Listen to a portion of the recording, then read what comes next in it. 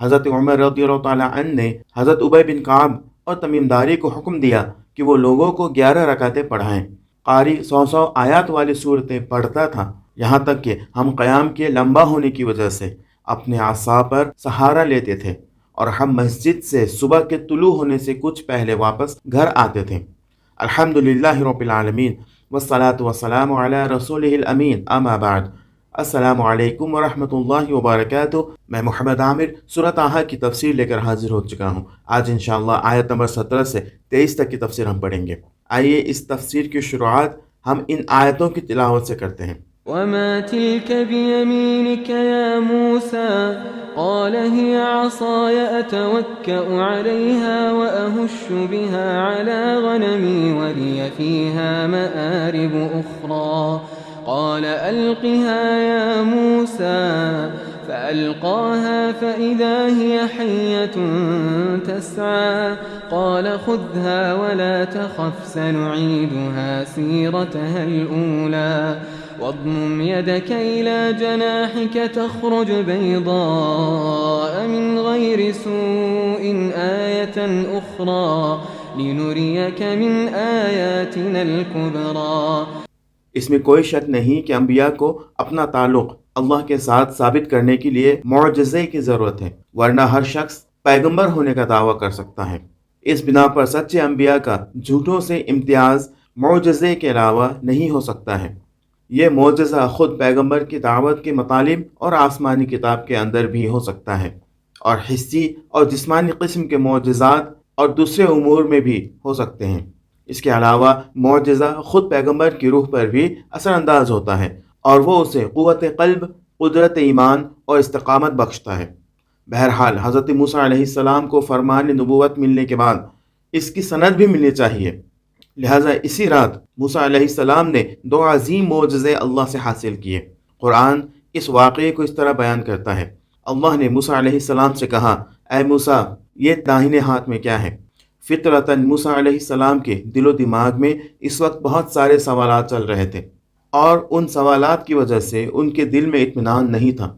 ایسی صورت میں یہ سوال اطمینان قلب کے لیے بھی تھا اور ایک عظیم حقیقت کو بیان کرنے کے لیے بھی تھا۔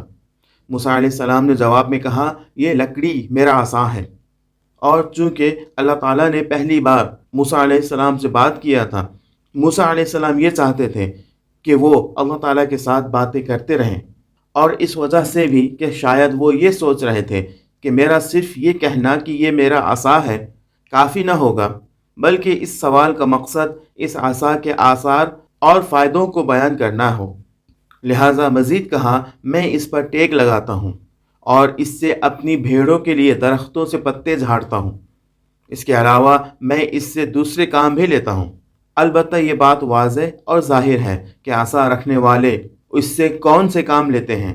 کبھی اس سے نقصان پہنچانے والے جانوروں اور دشمنوں کا مقابلہ کرنے کے لیے ایک دفاعی ہتھیار کے طور پر کام لیتے ہیں، کبھی اس کے ذریعے بیابان میں سائبان بنا لیتے ہیں، کبھی اس کے ساتھ برتن باندھ کر گہری نہر سے پانی نکال لیتے ہیں۔ بہرحال حضرت موسیٰ علیہ السلام ایک گہرے تعجب میں تھے کہ اس عظیم بارگاہ سے یہ کس قسم کا سوال ہے، اور میرے پاس اس کا کیا جواب ہے؟ پہلے جو فرمان دیے گئے تھے وہ کیا تھے، اور یہ سوال کس لیے ہے؟ اچانک انہیں حکم دیا گیا، اے موسیٰ، اپنا عصا پھینک دو۔ موسیٰ علیہ السلام نے اسے فوراً اسی وقت پھینک دیا۔ وہ اچانک ایک بہت بڑا سانپ بن گیا اور وہ چلنے پھرنے لگا۔ یہاں چلنے پھرنے کے لیے تسعیٰ لفظ استعمال کیا گیا ہے، اور یہ تسعیٰ سعی کے مادے سے تیزی کے ساتھ راہ چلنے کے معنی میں ہے، جو دوڑنے کے حد تک نہ ہو۔ اس موقع پر موسیٰ علیہ السلام کو حکم دیا گیا، اسے پکڑ لو اور ڈرو نہیں، ہم اسے اس کی اسی پہلی صورت میں پلٹا دیں گے۔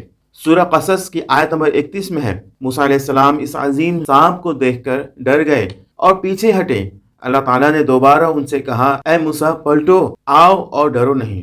اگرچہ موسیٰ علیہ السلام کے ڈرنے کا مسئلہ بہت سے مفسرین کے لیے سوال کا باعث بن گیا ہے، یہ حالت اس بہادر شخصیت کے ساتھ میل نہیں کھاتی۔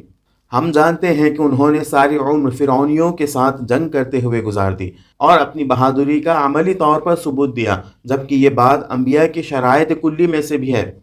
تو پھر یہاں یہ صورت کس طرح درست ہو سکتی ہے؟ لیکن ایک نقطے کی طرف توجہ کرنے سے اس کا جواب واضح ہو جاتا ہے، کیونکہ یہ بات ہر انسان کے لیے فطری ہے، چاہے وہ کتنا ہی بہادر اور نڈر ہو۔ اگر وہ یہ دیکھ لے کہ لکڑی اچانک ایک بہت بڑے سانپ میں بدل گیا اور وہ تیزی کے ساتھ چلنے لگا ہے تو وہ وقتی طور پر ڈر جاتا ہے اور خود کو اس سے بچاتا ہے، مگر یہی منظر اگر بار بار دہرایا جائے تو نیچرلی اس چیز کا اثر اس بہادر انسان کے اوپر کم ہو جاتا ہے۔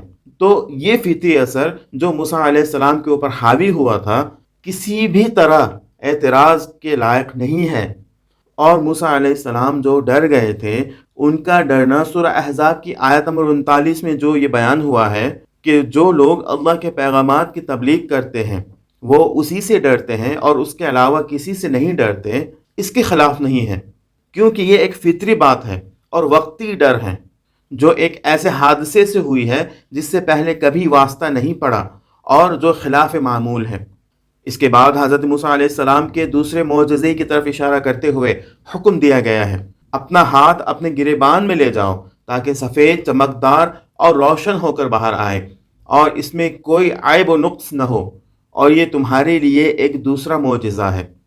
پہلی آیات میں جو کچھ بیان کیا گیا ہے اس سے نتیجہ نکالتے ہوئے آخری زیر بحث آیت میں فرمایا گیا ہے، ہم نے اس کو تمہارے اختیار میں دے دیا ہے تاکہ ہم تمہیں اپنی عظیم نشانیاں دکھائیں۔ یہ بات صاف ظاہر ہے کہ عظیم نشانیاں سے مراد وہی دو اہم معجزے ہیں کہ جن کا اوپر ذکر آیا ہے، اور یہ جو بعض مفسرین نے احتمال ذکر کیا ہے کہ یہ دوسرے معجزات کی طرف اشارہ ہے جو اللہ نے موسیٰ علیہ السلام کو بعد میں عطا فرمائے، یہ بات بہت بعید نظر آتی ہے۔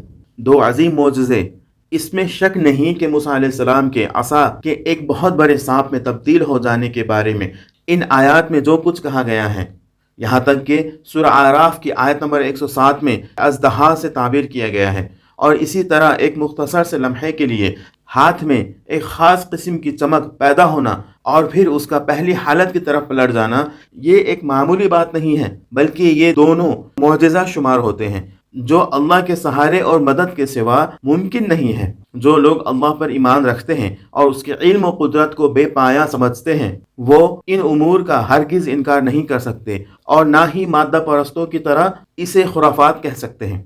مسلمہ طور پر جس دن حضرت موسیٰ علیہ السلام نے چرواہوں والی وہ لاٹھی اپنے لیے منتخب کی تھی، وہ یہ نہ جانتے تھے کہ یہ سادہ سا وجود اللہ کے حکم سے اتنا عظیم کام کرے گا کہ فرعون کی قدرت کو درہم برہم کر کے رکھ دے گا، لیکن اللہ نے انہیں دکھایا کہ اسی سادہ سے وسیلے کے ذریعے ایسی خارق عادات قوت پیدا کی جا سکتی ہے۔ یہ دراصل تمام انسانوں کے لیے ایک درس ہے کہ وہ اس دنیا میں کسی چیز کو معمولی نہ سمجھیں۔ کئی دفعہ ایسا ہوتا ہے کہ جن چیزوں یا افراد کو ہم حقارت سے دیکھ رہے ہوتے ہیں ان کے اندر ایک عظیم طاقت پنہاں ہوتی ہے کہ جس سے ہم بے خبر ہوتے ہیں۔ ان آیتوں میں بیان ہوا ہے کہ موسیٰ علیہ السلام نے جس وقت اپنے ہاتھ کو گریباں سے باہر نکالا تو وہ بلا کسی عیب کے سفید اور روشن تھا۔ ممکن ہے یہ جملہ اس تعبیر کی نفی کے لیے ہو جو تورات میں تحریف شدہ دکھائی دیتا ہے، چونکہ اس موجودہ تورات میں اس طرح لکھا ہے، اور اللہ نے پھر اس سے کہا اب تو اپنے ہاتھ کو اپنی بغل میں دے لے۔ تو موسیٰ علیہ السلام نے اپنے ہاتھ کو بغل میں دے لیا اور پھر اس کو باہر نکالا تو ان کا ہاتھ برف کی مانند مبروز تھا۔ کلمہ مبروز برس کے مادے سے کوڑ کے معنی میں ہے جو ایک قسم کی بیماری ہے، اور مسلمہ طور پر اس تعبیر کا اس موقع پر استعمال غلط اور ناجائز ہے۔ آج کے لیے اتنا ہی۔ اللہ رب العزت سے دعا ہے کہ اللہ تعالی ہمیں ان آیتوں کو پڑھنے، سمجھنے اور ان پر عمل کرنے کی توفیق عطا فرمائے، آمین۔ وآخر دعوانا ان الحمد للہ رب العالمین، والسلام علیکم ورحمۃ اللہ وبرکاتہ۔